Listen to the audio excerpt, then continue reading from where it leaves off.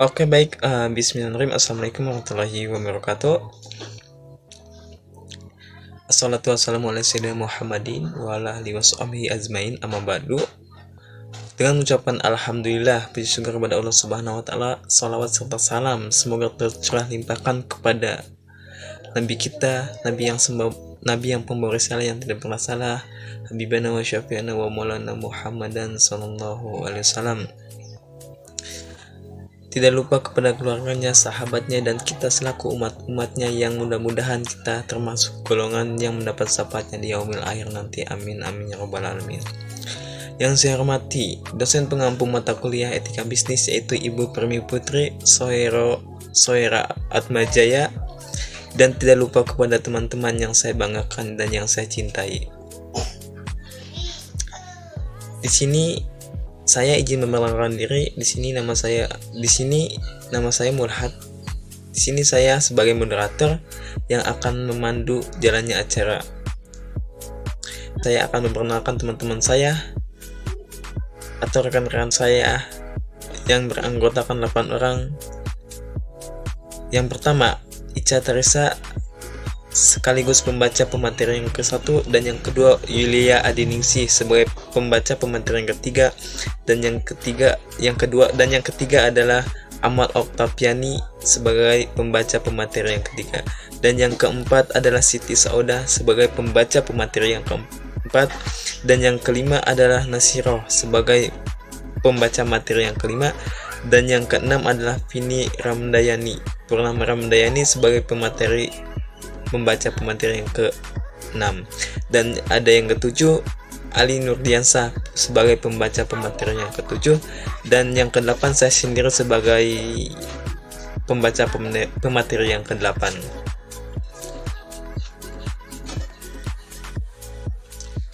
Baik, untuk mempersingkat waktu, marilah kita lanjut ke pemateri yang pertama, yaitu akan dibacakan oleh saudari Ica Teresa. Waktu dan tempat kami persilahkan. Oke, terima kasih moderator. Di sini saya akan memaparkan materi tentang apa sih itu pembangunan ekonomi. Jadi, pembangunan ekonomi itu dapat didefinisikan sebagai setiap kegiatan yang dilakukan oleh suatu negara dalam rangka mengembangkan kegiatan ekonomi dan taraf hidup masyarakatnya. Dengan adanya batasan tersebut, maka pembangunan ekonomi pada umumnya dapat didefinisikan sebagai suatu proses yang menyebabkan kenaikan pendapatan real per kapita penduduk suatu negara dalam jangka panjang yang disertai oleh perbaikan sistem kelembagaan.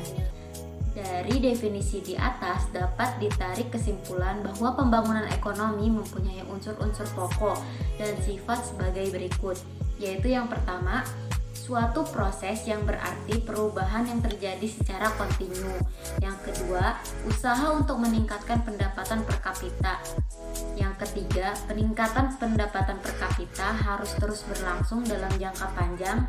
Dan yang terakhir yaitu perbaikan sistem kelembagaan di segala bidang, misalnya ekonomi, politik, hukum, sosial, dan budaya, dan sistem kelembagaan ini bisa ditinjau. Jadi materi selanjutnya yaitu pengertian investasi. Menurut Kamus Bahasa Indonesia, investasi dapat diartikan sebagai penanaman uang atau modal dalam perusahaan atau proyek dengan tujuan untuk memperoleh keuntungan. Penanaman modal dalam investasi itu berasal dari dua sumber, yaitu penanaman modal dalam negeri dan penanaman modal luar negeri. Berdasarkan kontrol atau pengawasan terhadap perusahaan, investasi itu bisa diberikan menjadi dua, yaitu investasi langsung dan investasi tidak langsung. Investasi tidak langsung itu merupakan salah satu jenis investasi yang dimana kita tidak mengelolanya secara langsung. Yang mengelola itu manajer investasinya, contohnya itu seperti reksadana, saham, atau obligasi. Sedangkan investasi langsung itu sendiri merupakan investasi secara langsung dalam bentuk aset yang real, contohnya itu seperti emas, rumah, tanah, apartemen, dan lain-lain. Sekian, terima kasih. Nah, selanjutnya yaitu Apa peran investasi dalam pembangunan ekonomi? Pertumbuhan ekonomi atau pembangunan ekonomi yang tinggi dan proses berkelanjutan merupakan kondisi utama bagi kelangsungan pembangunan ekonomi. Untuk mencapai pertumbuhan ekonomi tersebut sangat dibutuhkan sumber pembiayaan guna mendorong dunia usaha. Salah satunya yaitu melalui realisasi investasi. Pertumbuhan ekonomi yang tinggi akan mempengaruhi investasi, khususnya penanaman modal asing, karena pertumbuhan ekonomi menjadi salah satu indikator mikroekonomi yang menjadi dasar penilaian investor. Investasi penanaman modal asing jika dikelola dengan baik maka akan mendapatkan kontribusi yang positif.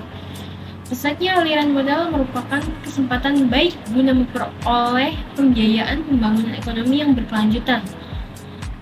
Dalam teori ekonomi pembangunan diketahui bahwa pertumbuhan atau pembangunan ekonomi dan investasi mempunyai peranan dan hubungan timbal balik yang positif. Hubungan timbal balik tersebut terjadi karena di satu pihak semakin tinggi pertumbuhan ekonomi atau pembangunan ekonomi suatu negara, berarti semakin besar bagian dari pendapatan yang bisa ditabung sehingga investasi yang tercipta akan semakin besar pula. Dalam kasus ini, investasi merupakan fungsi dari pertumbuhan ekonomi atau pembangunan ekonomi. Di lain pihak, semakin besar investasi di suatu negara akan semakin besar pula tingkat pertumbuhan ekonomi atau pembangunan ekonomi yang bisa dicapai. Dengan demikian, pertumbuhan atau pembangunan ekonomi merupakan fungsi dari investasi. Sekian dan terima kasih. Baik, terima kasih moderator. Selanjutnya yaitu apa itu etika bisnis internasional. Etika bisnis adalah perwujudan dari serangkaian prinsip-prinsip etika normatif ke dalam perilaku bisnis. Ada 4 yang dijadikan titik tolak pedoman perilaku dalam menjalankan praktik bisnis. Sony Keraf J. Verkulis 1996 antara lain yaitu ada prinsip saling menguntungkan, prinsip kejujuran, prinsip keadilan, dan prinsip integritas moral. Prinsip saling menguntungkan yaitu menanamkan kesadaran untuk saling memberikan keuntungan satu sama lain. Artinya, dalam setiap tindakan bisnis harus diusahakan supaya semua pihak merasa diuntungkan. Yang kedua yaitu prinsip kejujuran, menanamkan sikap apa adanya berdasarkan fakta, situasi, dan kondisi yang sebenarnya. Yang ketiga yaitu prinsip keadilan. Prinsip keadilan tidak membeda-bedakan satu sama lain, menyatakan bahwa setiap orang mempunyai hak untuk hidup wajar, mempunyai pekerjaan, dan memperoleh penghasilan. Yang keempat yaitu integritas moral, berarti semua pihak perusahaan harus memiliki tanggung jawab untuk menjaga nama baik perusahaannya. Baik, terima kasih. Kembali lagi kepada moderator. Baik, terima kasih kepada moderator. Materi selanjutnya yaitu pengertian bisnis internasional. Bisnis internasional merupakan kegiatan bisnis yang dilakukan melewati batas-batas suatu negara. Transaksi bisnis ini merupakan transaksi bisnis internasional atau international trade. Di lain pihak, transaksi bisnis itu dilakukan oleh suatu perusahaan dalam satu negara dengan perusahaan lain atau individu di negara lain. Disebut pemasaran internasional atau international marketing. Pemasaran internasional ini yang biasanya diartikan sebagai bisnis internasional. Meskipun pada dasarnya terdapat dua pengertian, jadi kita dapat membedakan transaksi bisnis internasional yaitu yang pertama, perdagangan internasional, international trade. Perdagangan internasional adalah perdagangan yang dilakukan oleh penduduk suatu negara dengan penduduk negara lain atas dasar kesepakatan bersama.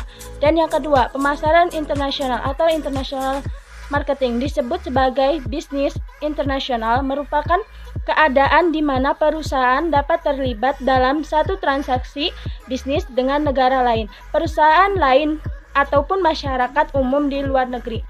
Terima kasih kepada moderator atas memberikan waktunya kepada saya untuk menjelaskan tentang apa peran etika dalam bisnis internasional. Peran etika dalam bisnis internasional yaitu tidak dapat dihindari di negara manapun, karena bisnis internasional ini sudah menyebar luas dan merupakan sumber perusahaan maupun negara untuk meraup memenuhi kebutuhan. Selain itu, masyarakatnya juga ikut menikmati manfaat dari aktivitas tersebut. Jadi, tidak heran lagi apabila setiap negara di dunia berlomba-lomba untuk memasuki pasar internasional. Dalam menjalankan bisnis internasional, harus dibarengkan dengan etika bisnis yang tepat, karena setiap negara mempunyai budaya dan aturan yang berbeda. Berikut ini alasan pentingnya etika dalam bisnis internasional antara lain.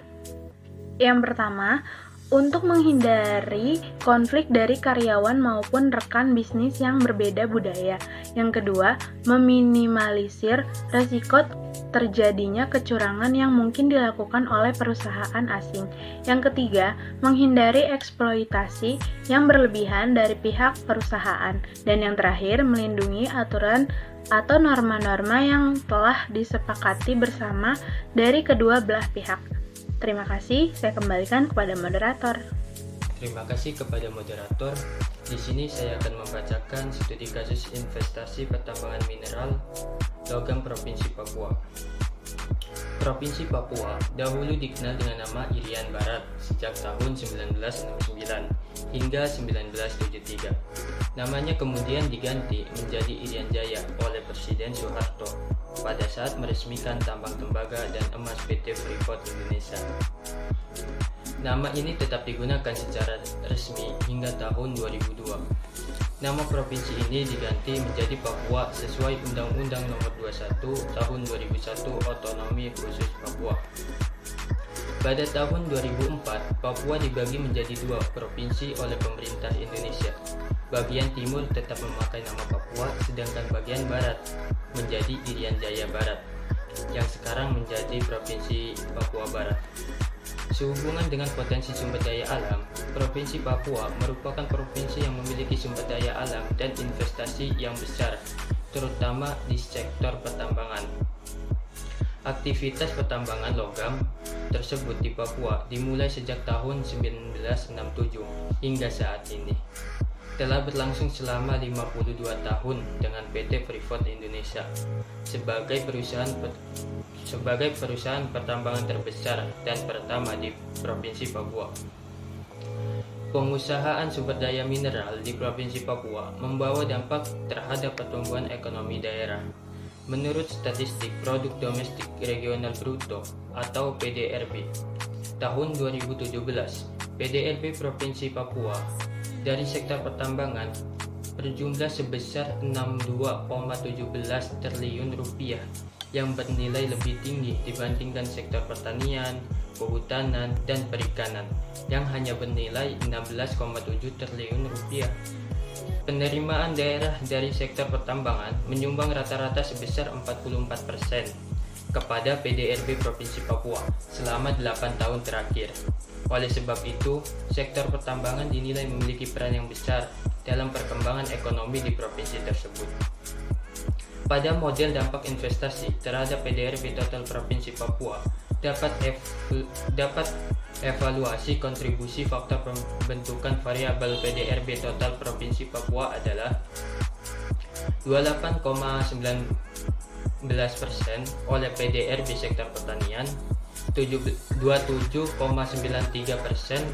oleh PDRB sektor konstruksi, 12,7% oleh investasi, 10,8% oleh PDRB sektor pertambangan, 0,49% oleh tenaga kerja sektor pertambangan, dan sisanya oleh variabel-variabel yang lain.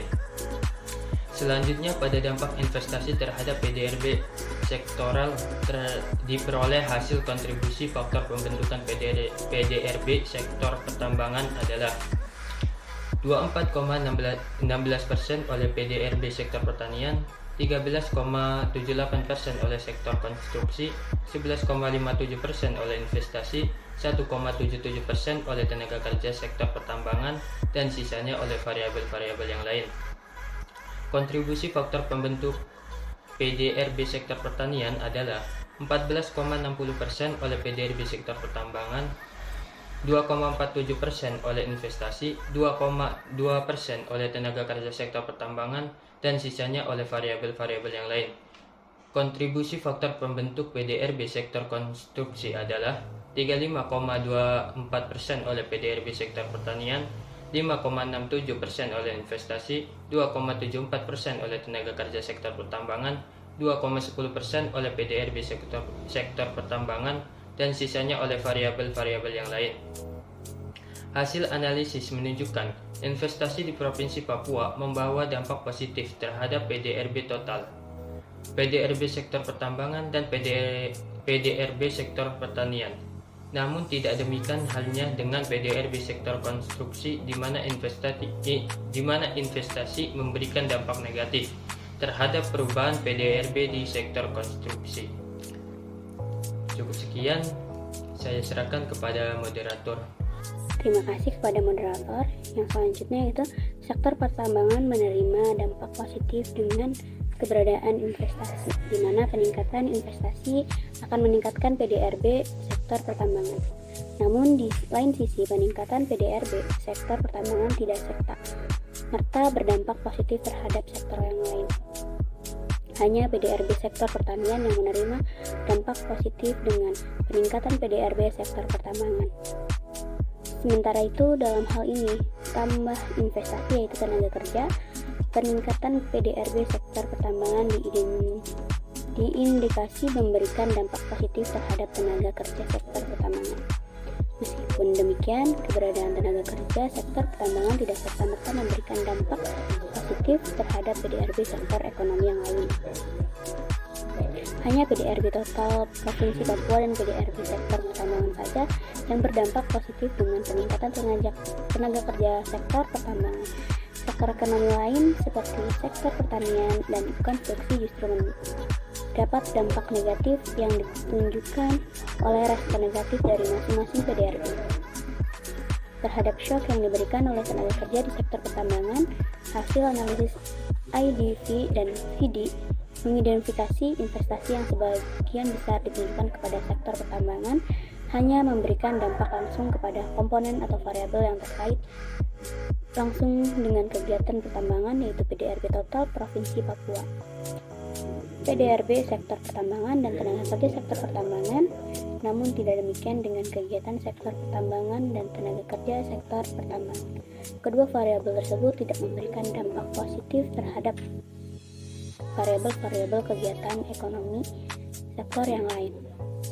Hal tersebut mengidentifikasikan PDRB sektor pertambangan dan nilai tambah sektor pertambangan yang dalam hal ini tenaga kerja boleh mampu menumbuhkan keterkaitan yang positif dengan sektor ekonomi yang lain.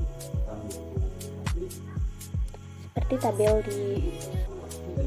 di presentasi kali ini bisa kita lihat. Evaluasi menyeluruh dari dampak investasi terhadap tiga sektor ekonomi yang dominan Provinsi Papua menunjukkan dampak investasi yang didominasi oleh investasi di bidang pertambangan secara statistika hanya signifikan terhadap PDRB total Provinsi Papua, PDRB sektor pertambangan, PDRB sektor pertanian, dan nilai tambah tenaga kerja di kedua sektor tersebut. Kesimpulan akan dibacakan oleh saya sendiri. Evaluasi dampak investasi yang didominasi oleh investasi di sektor pertambangan logam di Provinsi Papua dengan metode VAR serta analisis menggunakan IRF dan VD dengan menggunakan tentang data historis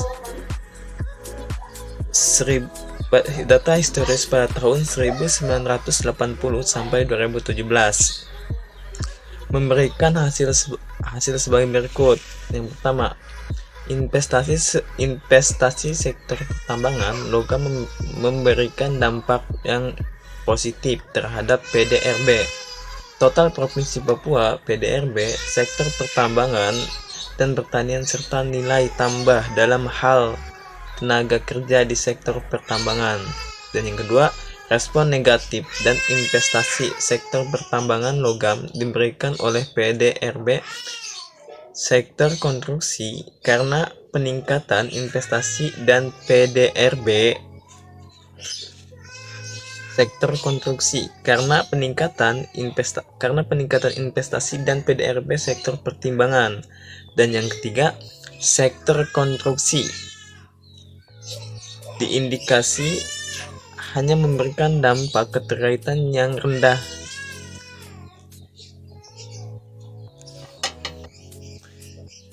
Serta sektor yang lain dilihat dari konstruksi PDRB sektor tersebut terhadap pembentukan PDRB sektor pertanian yang rendah dan respon yang rendah. Dari PDRB sektor pertambangan.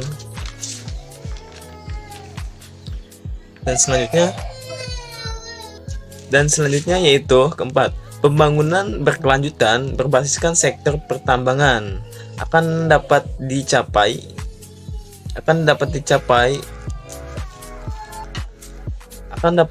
manakala pemerintah baik pusat maupun daerah memberikan perhatian yang lebih terhadap sektor konstruksi, salah satunya melalui pembangunan infrastruktur di Provinsi Papua. Cukup sekian dari saya, terima kasih. Mungkin tadi presentasi dari kelompok 7. Saya sebagai moderator izin mengundurkan diri. Bila mana ada kesalahan atau kata yang tidak baik, mohon dimaafkan. Wabillahi taufiq wal hidayah. Wassalamualaikum warahmatullahi wabarakatuh.